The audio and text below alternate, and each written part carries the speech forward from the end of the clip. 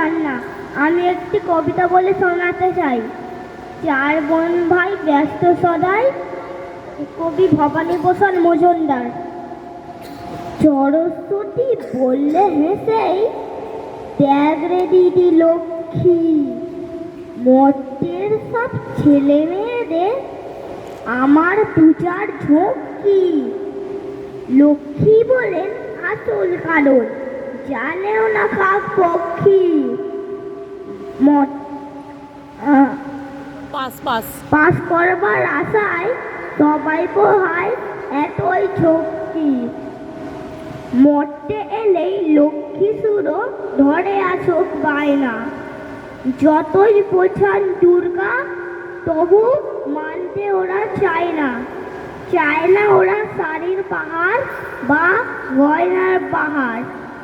Chop, চাউ, fry, role, Mughlai লুকিয়ে করে আহার। সরস্বতী বললে মাগো বিগ বাজারে যাব। কার্তিক বললে প্যান্টালুনে আমার জিনিস পাবো। গণেশ বলে বারমুন্ডা চাই, কোথায় পাবো কেটো?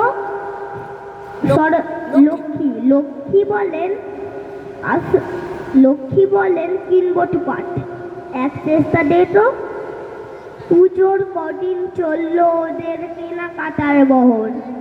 চার বোন ভাই ব্যস্ত সদাই, ফেললো চষের শহর। এইসব ড্রেস ম্যাটেরিয়াল স্বর্গে নিয়ে গিয়ে নতুন ফ্যাশন করবে শুরু। সব যাবে চমকিয়ে। নমস্কার।